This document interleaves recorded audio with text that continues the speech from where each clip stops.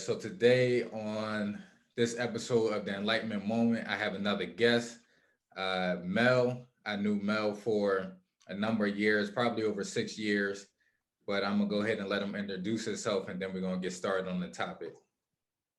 Well, first, let's clarify. You knew me more than 6 years. I Yeah. was actually thinking about that the other day. Not that I was thinking about you, but I was thinking about how long I knew certain people. Um, I'm Melvin Ward. As Aaron has said, we know each other. We conversate. We talk about everything, actually, that's going on in the world. I consider him a good friend. And that's just me. I'm boring. I like to think I'm boring, but we'll see how boring during this conversation. All right. So Mel is real knowledgeable. He's not boring at all. But so I met Mel through training at a school for MMA. I do want to shout out me and Mel and one of our other friends. We do have a YouTube channel, Combustible Elements. So check us out on YouTube. We're going to be on podcast form soon. So look out for that, Combustible Elements. We talk about everything.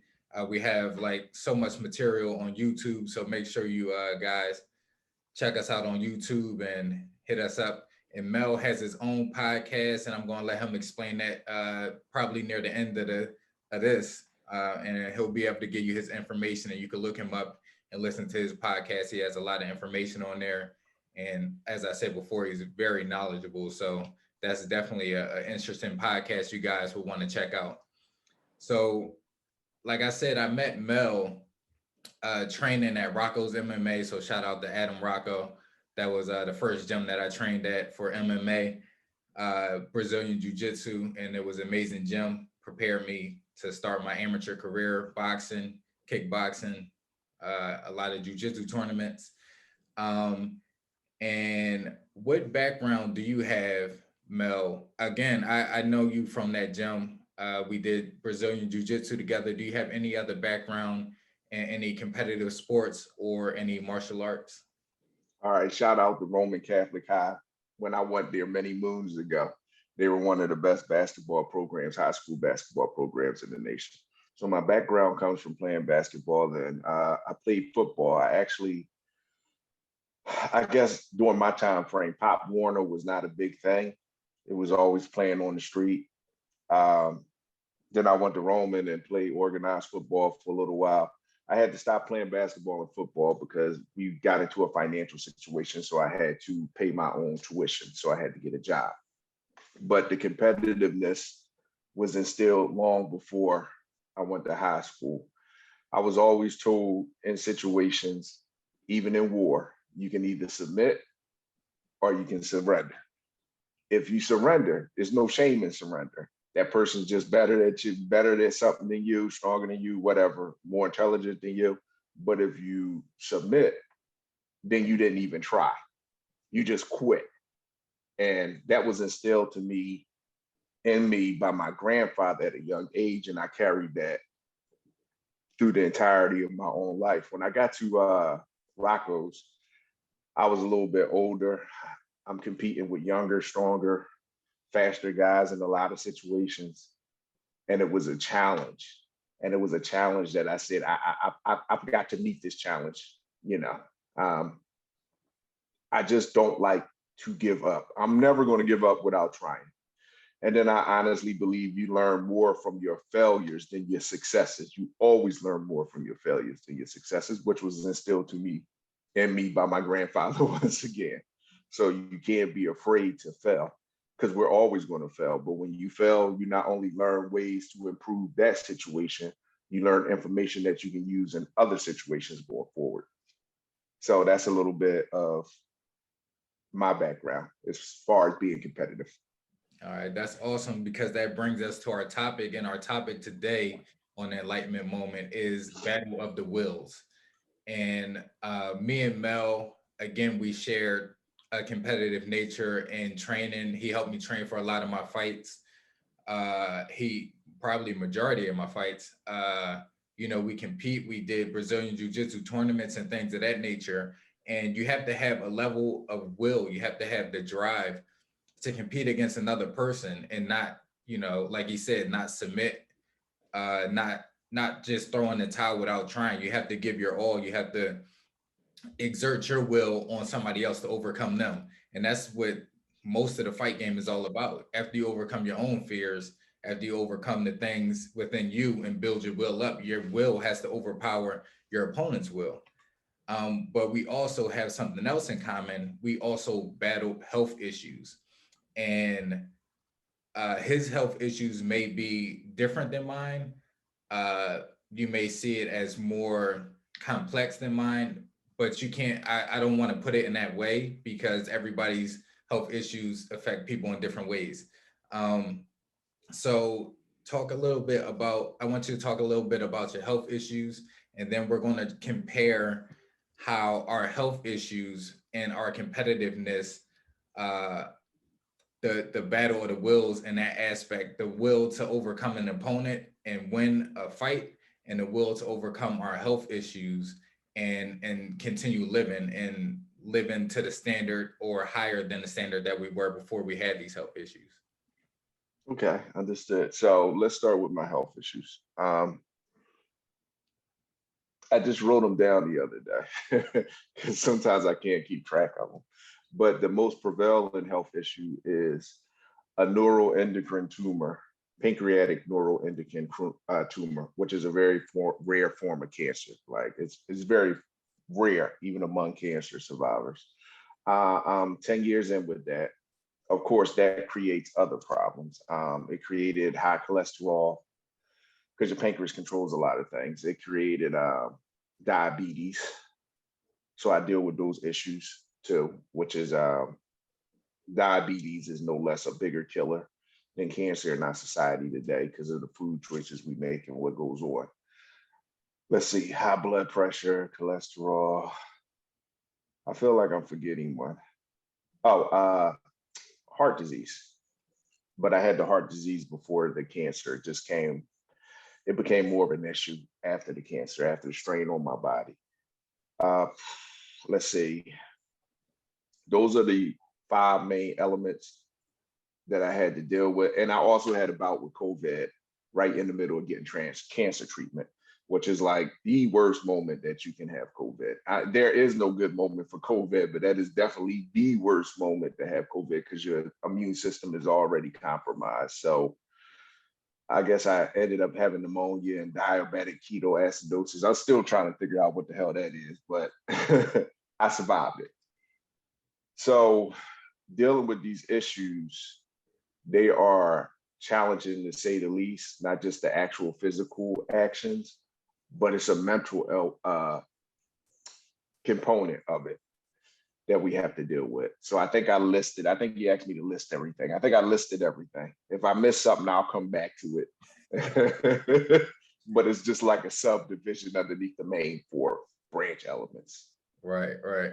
So again, like I said, his conditions may be a little different than mine. So in the middle of my fight career, when I was about to turn pro, I was having a lot of issues, strength wise, cardio wise, and I was training, I was on point, and I didn't understand why. So I ended up going to the doctors, and they told me that I had blood clots in my lungs and I had blood clots in my legs. And I was actually tracking my diet at the time because I was switching up how I was eating, and I just wanted to see how it made my body feel when I was about to turn pro. And they was telling me, I was tracking, feeling this way, weakness in my arms for over a week, like almost 2 weeks.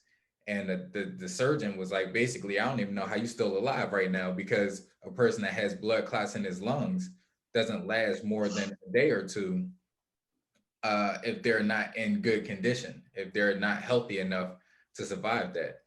So, that was really my own health issues. I had like neck issues and things like that from a while ago playing football, but that was like an ongoing physical thing that I just never got taken care of.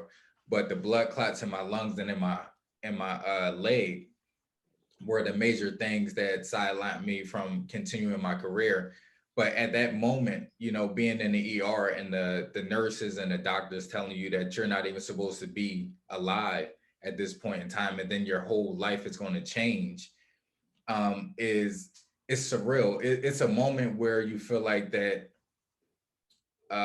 you feel like your world should come crashing down, and it didn't, obviously, because I'm still here and I'm still able to produce this content for you guys, and I'm still able to have a conversation about it, and I didn't let it destroy my world. And I know the aspects of being in combat sports or competitive sports, period, even though that may be a physical thing, but the will inside of me helped drive me through one of my illnesses.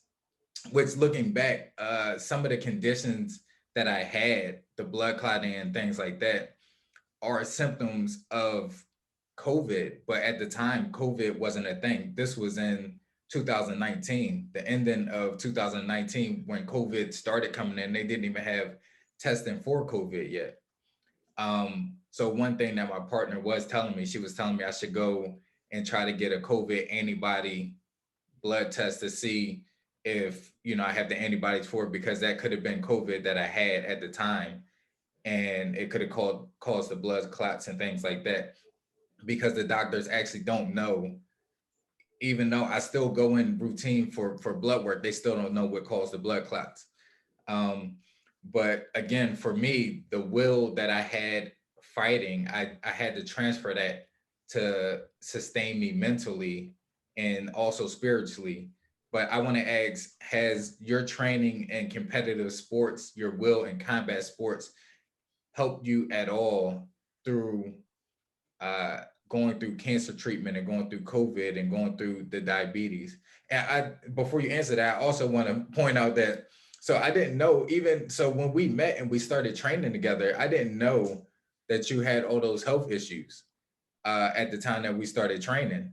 Because if you had it for 10 years, if you've been battling it for 10 years, I've been training and fighting for 10 years. So that means we trained together. I didn't even know, as strong as you are, as much time as you gave me to put into my training camps, you were there for me. I could call you and you'll meet up with me even in between your work schedule, and you were still putting out that work and that time, even though you were going through those issues. So has your competitiveness and your will in competitive sports transferred over into that aspect of your life as well? Yes, it has. And during that time frame, I was dealing with some issues at the very beginning when we met. I was still dealing with some issues and things were popping up. Uh, I didn't really say anything about it because sometimes when you feel like you're damaged goods, there's a mental factor in it where you don't want to let people know what you're going through because you don't even know how to relate to it within yourself. So then relating it to other people, it's kind of hard to do that because you don't want to get caught with get treated with kid gloves, so to speak. You know what I mean? Like your glass and you're gonna break if you fall. So I kept a lot of things that I was going through within myself and just tried to push through it.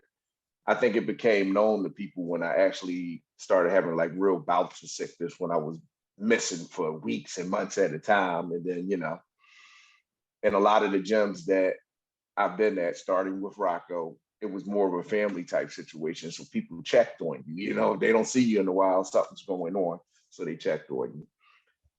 But to answer your question, does that competitiveness transfer over? Oh, hell yeah.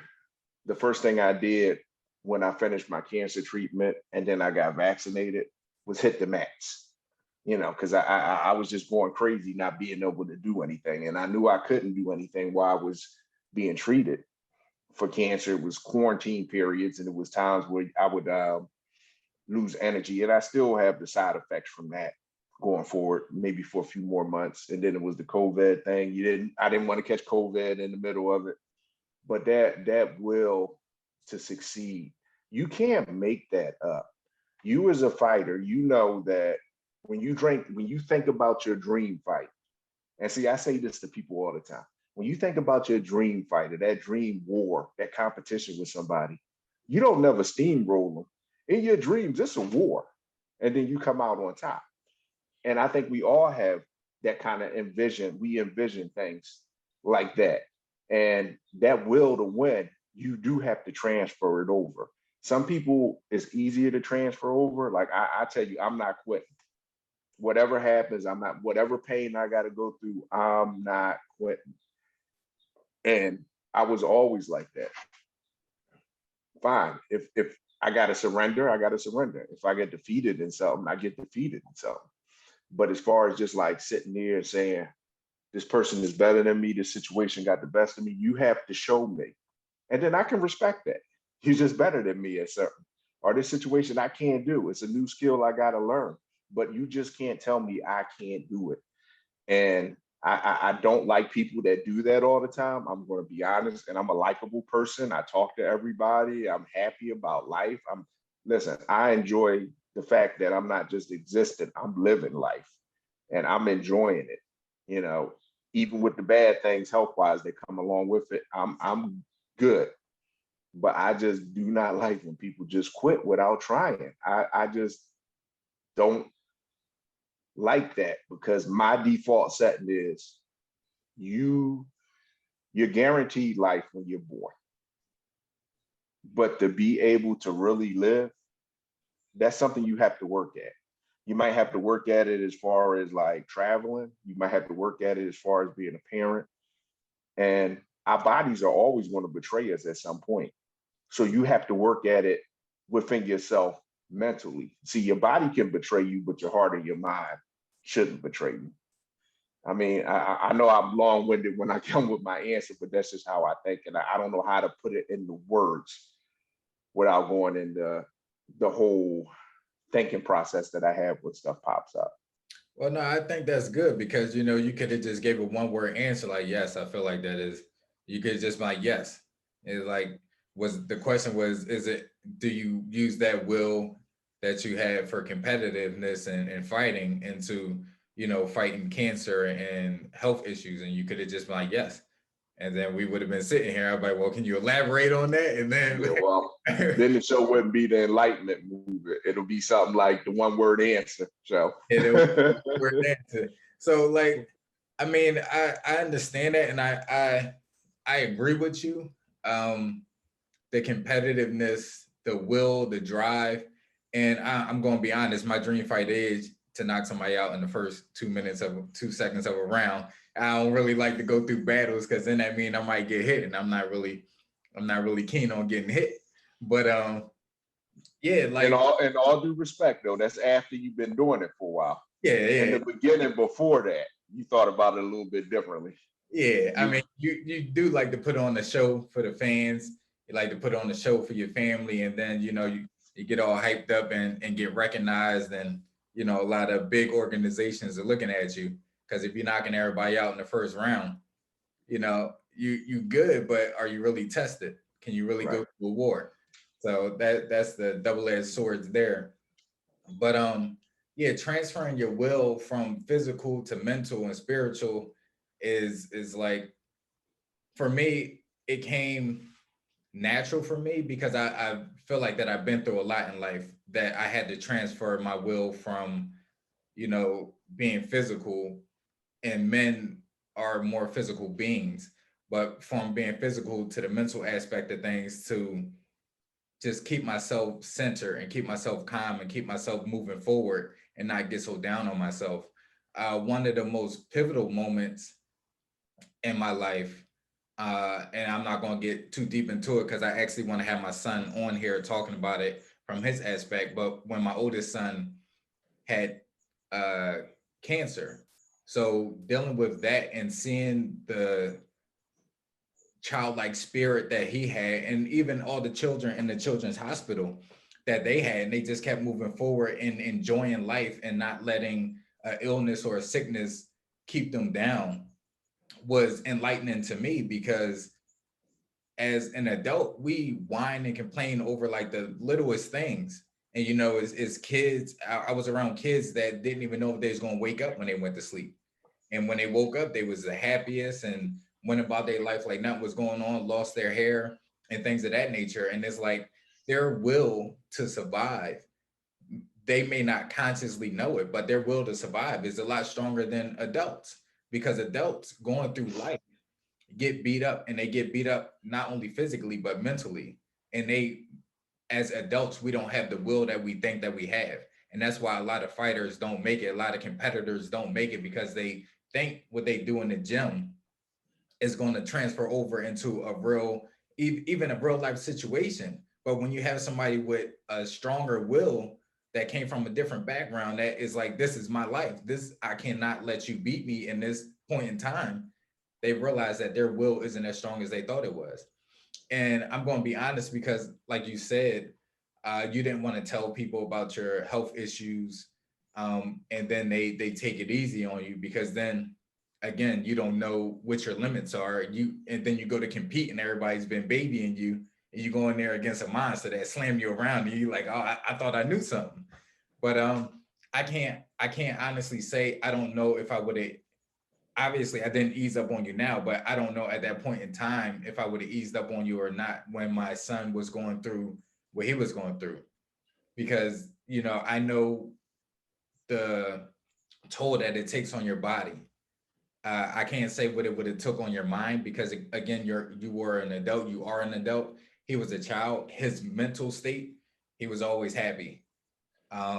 And he survived it and he's still always happy. But his physical state, he was weakened, he was tired, he was drained. And to know that you were going through what you were going through and you were still coming in and competing, like you said, with younger guys, like that, just looking back on that, your will had to be extremely strong for you to put your body and your mind through that situation. So I looking, mean, oh, go I'm ahead. sorry. I was getting ready to say, I'm not going to say that there weren't days when it was like, not only did I feel physically beat up, but then mentally beat up because when we're saying, I will, I will, I will. But there are times where your resolve takes a little bit of a energy drop, energy dip. So it goes from like the top of the cup to like it's half full. And then you step back, you take a deep breath, boom, and it goes back to the top. You fill it back up. So there are situations where you have that when you start questioning yourself, maybe, or you know, you start cursing yourself, depending on what's going on. But that doesn't mean that you still can't pull yourself back up out of it. To what you were saying about the kids, how they had that much energy, it makes you wonder, is our default system when we're born and we're brought into this world as children at our bare basic development, are we really like fearless and able to overcome stuff? And then the junk that we go through in life really for some people pushes it aside and they learn to cope in different ways. Maybe our default system as kids is we can overcome everything with a smile on our face, as opposed to when we get the knowledge about stuff and then we start feeling despair about things, if Well, that that's makes what it sense. is because even the doctor said it. It's like, children really don't know what cancer is. Adults know what cancer is, and adults know what cancer do to the body. So children don't know. Children just want to be children. Kids want to be kids. So say, even if a child got blood clots in his lungs, like for me, I knew that I shouldn't be doing a certain amount of things that's going to overexert my body because the oxygen isn't filling up in my lungs. A child doesn't know that. So a child doesn't know to be sick. All they know is to be children. So somebody with cancer, somebody with illness knows that they have to be sick. So it's like, I know I have cancer, so now I have to act like I have cancer. And most people, when they feel like they get cancer, act like they have cancer, and then they feel like that they have to change their whole life around and they can't do certain things. And then when you stop using your ability to be mobile, your ability to think and do certain things, I'm not saying that the illness doesn't take its toll on your body, but when you mentally start to shut down your body, then your body starts to shut down. But And I'm gonna agree with that 100%. I think there are situations where dealing with debilitating conditions where your body does shut down and you do have hardships that you have to deal with. But that goes back to that surrender and submitting. Some people just say, as you said, their brain say, hey, I got cancer now. I can't do this and I can't do that. Who said that? How do you know you can't do it if you ain't tried it? To me, that's that you're just quitting. You've been doing it for 20 something years. You just found out you had cancer. Well, you didn't just get cancer. Most people find out they have cancer after they start experiencing weaknesses or sickness. And then they had it for a while. It's spreading. So you were functioning before you found out about it. So mentally, how can you not function now? So I agree with you. Some people, they give up without knowing. Now, if you just physically can't do that, I understand that too. You do have to change your world in certain situations.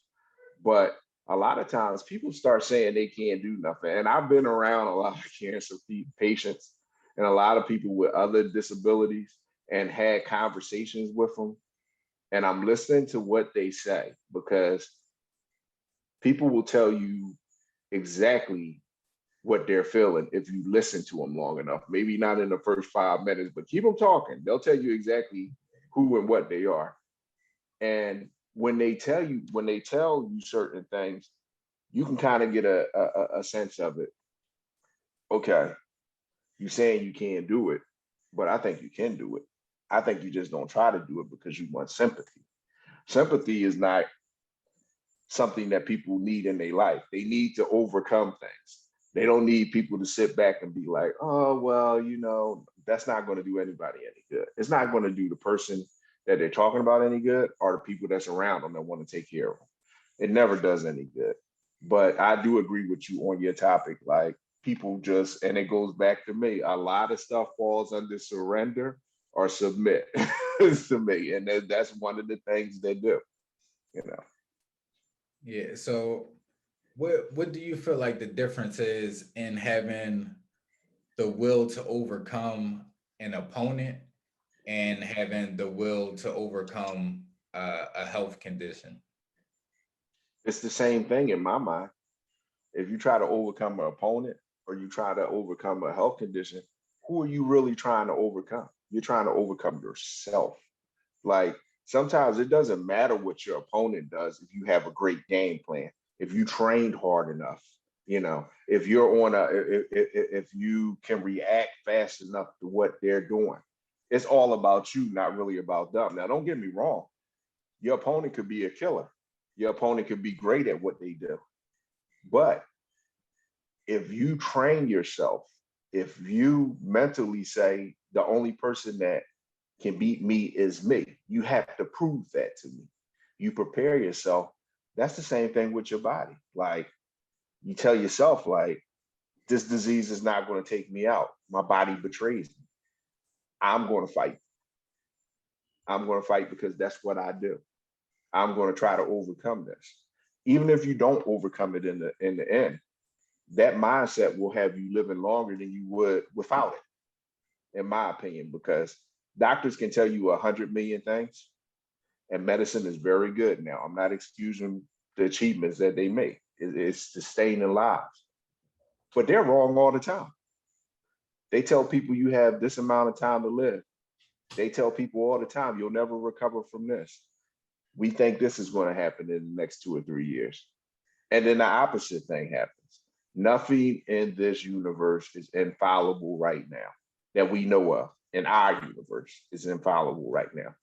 There's nobody that doesn't make mistakes. There's no situation that you know everything about. So you add that will with that uncertainty, and then it can only be a good mix. So I'll agree with you because honestly, I don't think any of the fights that I had, I didn't look at any of my opponent's footage. I had let my coaches look at the opponent's footage because you don't want to have an idea.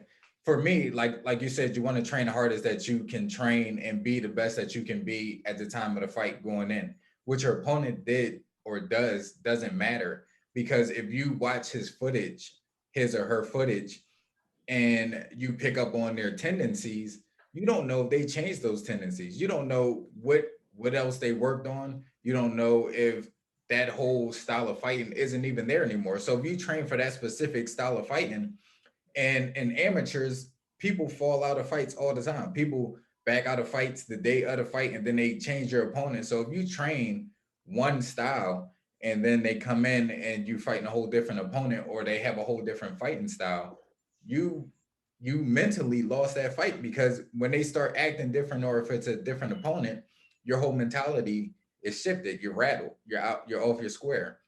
So the same thing with health conditions. You don't necessarily, doctors can give you advice or whatever, but even studies and research, but you don't know how it's going to react to your body. You don't know how your body is going to react to the medicine. You don't know how your body is going to react to your daily stresses. So just you being mentally prepared for any and everything that's going to happen, not just prepared because the doctor said this is going to happen at this stage, or this is going to happen when they give you this medicine. Because if you tell me this medicine is going to make me drowsy and I take it and it's a placebo, I'm going to act drowsy 9 times out of 10, because that's the way the human brain works, because the doctor, the professional, told me that this is what this medicine is going to do. So now I walked around drowsy and I just had a sugar pill that had nothing to do with my Yeah, medication or anything. the So power of suggestion. yeah, yeah. So you just being the best person that you can be, you building yourself, your will, your knowledge, your understanding of yourself is the best way, like you said, to have your will transfer from an actual physical battle to maybe even a physical battle physically, for your mental, for your health. Um, and I have one more question. What do you feel like, or what do you know for certain that drives your will the way that it has progressed in life, throughout any and all of the battles that you had? What drives your will? Well, first, I can't say always, since I was 14, I had a contract with myself. I add things to the contract about what the person I want to be, how I want to react in certain situations. Like, I'm an overthinker, so I think how I would react in certain situations. My baseline study for me and that contract with myself. As far as what drives me, family drives me. I want to make the world better. And I know that sounds stupid to some people because it sounds like a whole mark moment, but you can make the world better by making one person that you talk to about whatever problems they were having that day, and they feel better when they walk away from you. I also want to make myself better. I can make myself better. And this is one of the things that drove me when I first was coming on the tail end of my cancer treatment. Like, I couldn't walk around the block. And then after I got COVID, I definitely couldn't walk around the block. So I kept having to walk around the block and trying. And then I'd take an extra step. And maybe for 10 days, I could only take like an extra 2 or 3 steps. Eventually, that extra 2 or 3 steps became an extra 20 steps, and then an extra 30 steps. So what drives me is I'm not going to quit on anything, because even in my family situation, ask yourself, is your family better with you or without you? So it's a whole different slew of things that I look at that drives me. Family, the need to get better, the need to make the world a better place, because we're supposed to make the world better for the next generation. That's our responsibility, because we know we're not going to be here forever. So we shouldn't make it worse for them. We should make it better for them. So those are the three prevailing goals, the three things that drives me the most: family, making myself better, and making the world better. I had to think about that while I was talking to you, because I just do things, but never really like think as far as like communicating it to other people. Right, right. Yeah, so that's awesome. I'll say I went through stages in my life when I was younger and more immature. I was driven by all the things that people said I couldn't do. I just wanted to prove people wrong. Then I was driven by not wanting to be a failure. Then you have kids and you're driven by your kids. I was driven to make the best life that they could have. Definitely.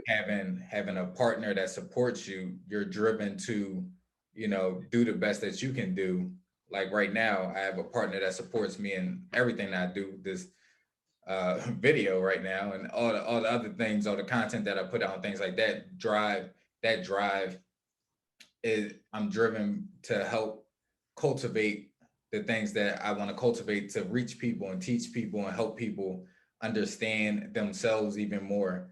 Uh, so, like you said, like trying to make the world a better place, and it's honestly once you reach one person, they can reach somebody else, and they reach another person, and it just spreads that way. I found out that you can't reach everybody all at one time. So, but yeah, that's some of the things that drive my will, and just as you mature and you progress throughout life, that might change. It might morph into something else. But right now, and my children still drive me, leading by example, showing them that I can accomplish certain things that I set goals for, like winning a belt and defending a belt. I honestly wanted to go pro to show them that no matter what age you are, you can still, achieve your dream. Uh, right now, the doctor said don't do it because, the blood clots and things like that. So I'm just going by their advice at the moment. So I'm holding off on that. But at the same time, I already had the go ahead to turn pro. So in my mind, I'm already pro. I was a pro when I was born. But again, Mr. Professional, you. again, I want everybody to check us out. Me, Mel, and one of our other good friends. We have a show called Combustible Elements. It is on YouTube. We also have an Instagram page. We're going to be launching a Facebook page soon, and we will be on podcast form as well. We have all of our content up on YouTube, and we do have material that drops every Monday. So make sure you check that out, like, subscribe, comment, and make sure you like, subscribe, and comment to my channel as well. And I want Mel to tell us a little bit before we head out about his podcast that he has, what it's all about, what the name of it is, and where everybody can find you. Okay, so I'm on all podcast platforms. The podcast is called Health and Triumph, the struggle to overcome. And what we basically do, we have a Sunday conversation, but any day of the week. And we talk about things that most people don't talk about when you have to deal with debilitating conditions. And when you say debilitating conditions, or I say debilitating conditions, it doesn't just have to be the person. It could be the family member. You want kid gloves when somebody's dealing with health issues. You don't know what to do. We talk about that. We talk about sex. We talk about relationships. We talk about what's going on in the world. How does it affect you? We talk about money, children, your decisions. Like when you are slapped in the face about your own mortality, you think differently. So just because you think differently doesn't mean that you can't take advice. You plan, you don't plan. Your life changes when this happens, and it changes for the people all around you. So we talk about everything in this, and the basis is dealing with health issues and stuff that only people that's been through things can talk about it. Like Aaron brought me on the show. I do have guests. I have relationship counselors, people dealing with depressions and anxieties, people whose mental health or situation cost them their marriage or their relationship with their kids. So we talk about all this stuff. So like I said, it's Health and Triumph, the struggle to overcome with Melvin Ward. I'm Melvin Ward. And please, if you listen to the podcast, like on Combustible Elements, like and subscribe, leave a comment. If you have something that you want to talk about, hey, let's talk. We'll bring you on Combustible Elements, and I'll bring you on my podcast. And evidently, Aaron will bring you on the Enlightenment Movement if you have something you want to talk about, because we can only fix problems from the bottom up. So I want to thank you for having me on your show, Aaron. I appreciate you for coming on and taking the time out today to have this conversation with me. And hopefully, we enlighten some people a little bit along this journey that we talked about, our wills that we transferred over from physical to mental, spiritual, and all the above. And I hope everybody enjoyed this conversation. If you can't get a hold of Melvin, if you can't find his podcast for whatever reason, just hit me up and I will send you a link to his information, and you'll be able to find his podcast through there. He has a lot of content on there, and a like I said, he has a wealth of information. So again, I appreciate you, and we'll catch everybody on the next episode. Thank you for listening, guys. I hope I was worth your time. Aaron, thank you for having me once again, brother. All right.